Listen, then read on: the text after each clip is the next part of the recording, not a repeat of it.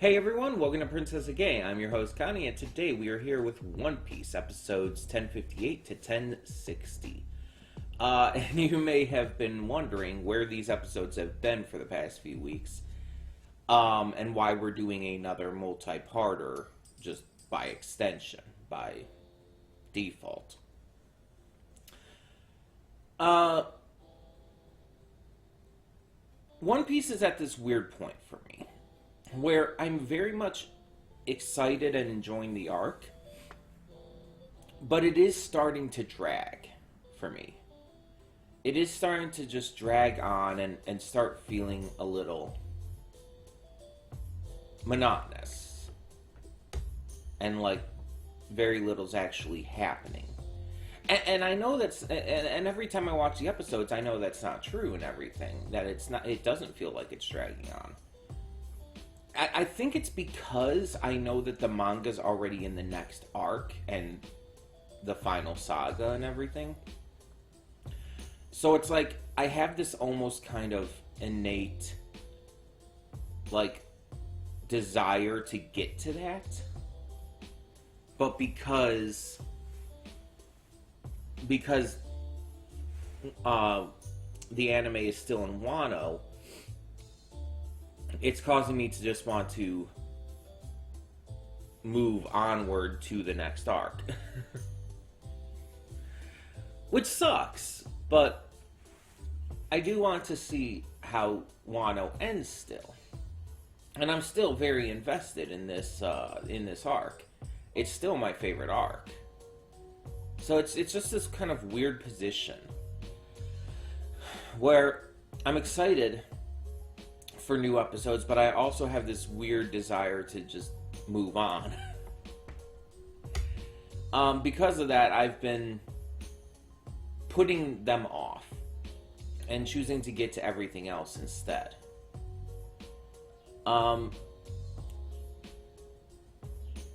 There's the idea of just taking a break again, but we just did a break from One Piece, and it lasted longer than I had anticipated and everything. And I don't really want to take another break. So the only other option would be to just not record it as often. And that kind of goes in line with our format that we're currently doing in the channel, where we react to whatever we want to react to when we want to react to it.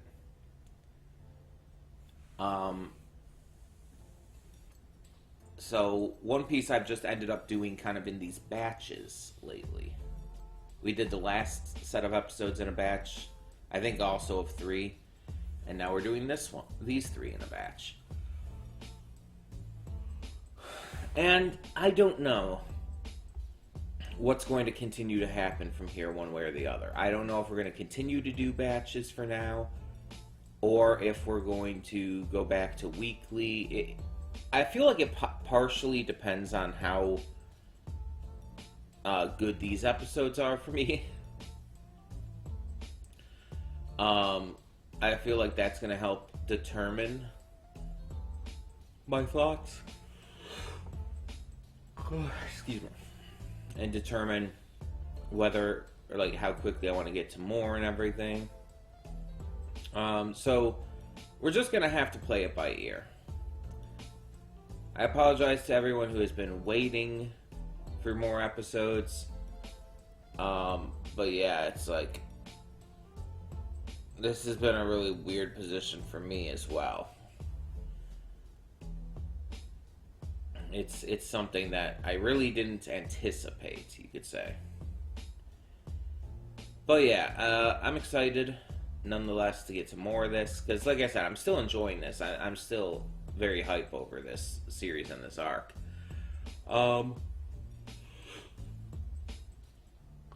Excuse me. And hopefully, we get some good shit in these episodes. So, when the screen fades to black, pause this redirect and go to the description below. Follow the link to the reaction, and after you watch it, come back here to the redirect and resume play. Because after it fades to black and fades back in, everything from that point forward will be my afterthoughts and will contain spoilers to the episodes. So, that being said, thank you so much for tuning in, and I'll see you at the reaction. And we are back, and we'll begin with spoilers in 3, 2, 1, now. And I'm laughing because I'm thinking about that, and it's like, I think this is the first time he's ever actually referred to Luffy as his best friend, and it's been very obvious. Like the entire crew are family, are like best friends, and it's super obvious. The series doesn't hide that fact, but Zoro and Luffy really are like that close, and people pointed this out a lot. Like Zoro is excessively loyal to Luffy. He and Luffy get along really, really fucking well. They have each other's back through thick and thin. And the other crew members do too, of course, but it's much more apparent with these two. And I think part of the reason is because Zoro was Luffy's first crew member, and, you know, he's his first mate and everything. But I feel like they're just also just really that close. They've been through more with each other than with any of the other crew members, and they are just that close. So it's really it's really fun to think about. But it's like, yeah, they would be kind of best friends, and that's the thing. I don't think we've heard Luffy refer to Zoro as his best friend before either. So this is kind of a really, really cool moment in that regard. So there were a few focuses throughout these episodes. We got like a little bit of the Big Mom versus Law and Kid fight at the beginning, but that was kind of swept to the side for a lot of these episodes. A lot of this did focus on Zoro. He was probably the biggest focus in these episodes. Getting to see his flashbacks, both ones we had seen before and brand new ones, which is really cool. And we get to see, like, this history of Kuina's grandfather, Shimotsuki Kobaroku or something like that. But we get to see how Zoro knew him and everything, and how he had initially gotten some help from him. How this old man was, in reality, a former swordsmith from Wano who had defected from the country and had created Wado Ichimonji and Enma. It's implied that he created Wado Ichimonji after he had already arrived in the East Blue, but Enma was obviously well before. So it's pretty interesting that Zoro has two of his swords. And the third one, Kitetsu 3, the sword he got in Logetown, is the Nose Guys. Who, again, I can't remember his name. Tenguyama, that's it, Tenguyama. It's Tenguyama's sword. So all three of his swords right now are Wano crafted swords, which obviously is very fitting for Zoro. But even beyond that, all three were made by two different really talented swordsmiths from Wano. It's just interesting to find out all this information here. But we also learn more about Enma itself, that it was obviously named after the god of the underworld, and that when Shimotsuki, I can't think of the other part of his name right now, but when the old man crafted it, it was the greatest sword he had ever created since before and since. And so, yeah, that's pretty intense. um, the sword was made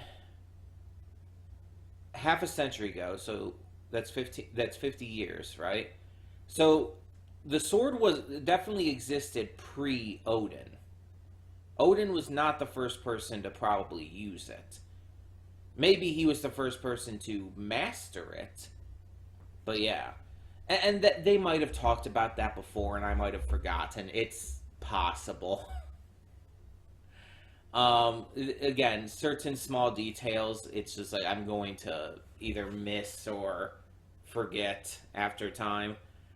There's a lot I do remember when it comes to this series, but there's also a lot that I do forget about. Um, the battle with King is pretty much a stalemate at the moment. Like, King has a little bit of the upper hand, but neither side is really completely overwhelming the other.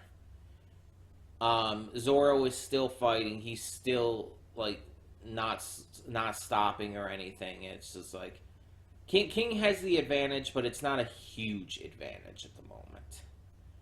Most of their fighting is leading to stalemates and just not really going anywhere.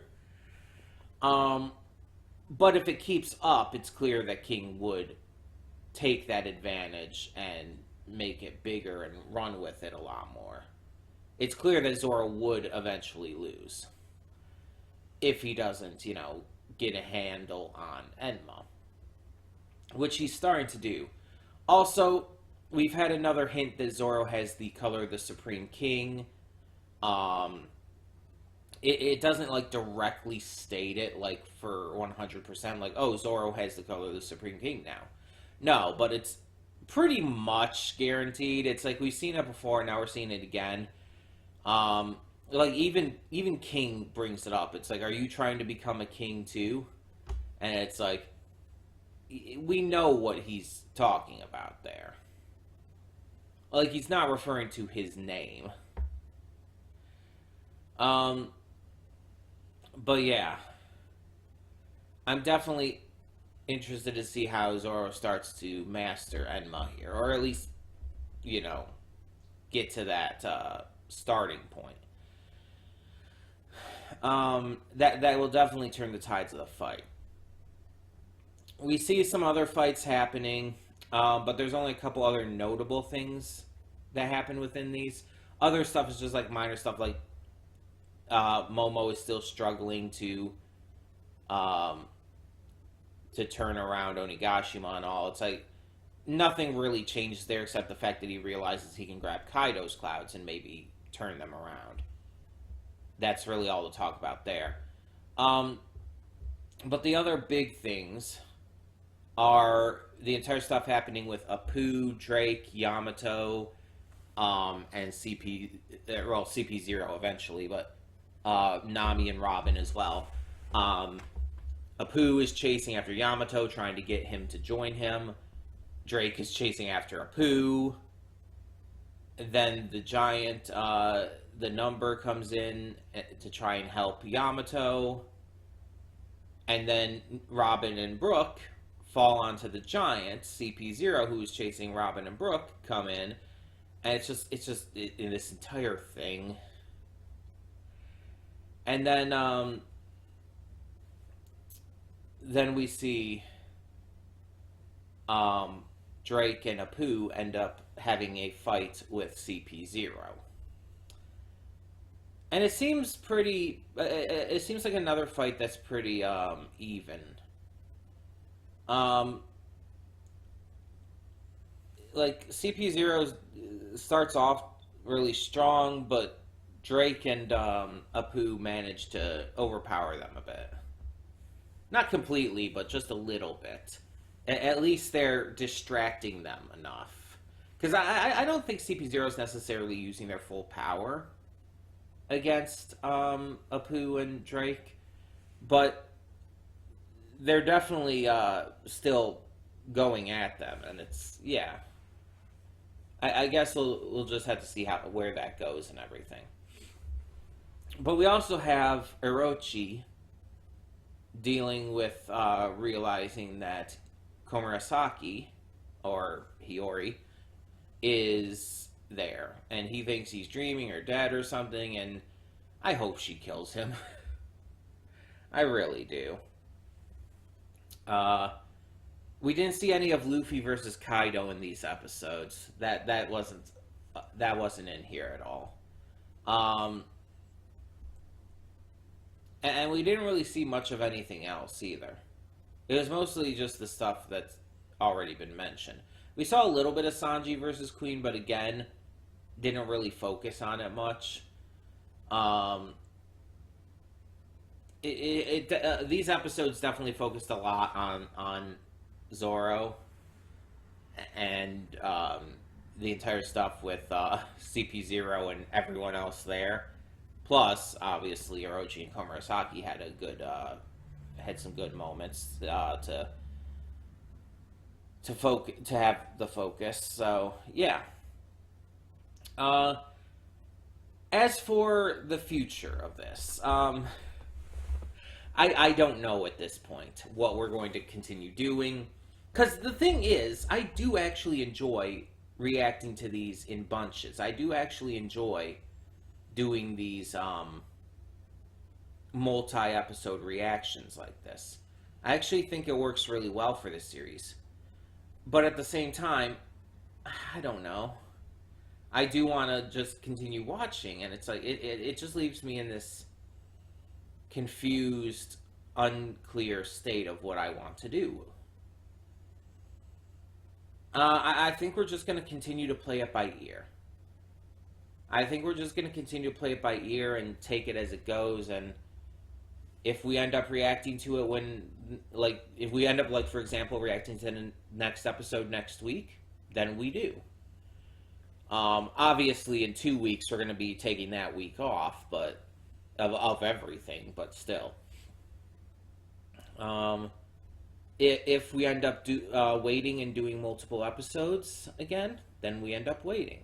I'm just gonna play it by ear and see what I'm feeling at the given time, and we'll go from there. But in the meantime, I would love to hear what you thought of these episodes of One Piece. Let me know your thoughts down below, and for now, I'm Connie, and I'm signing off. See y'all next time.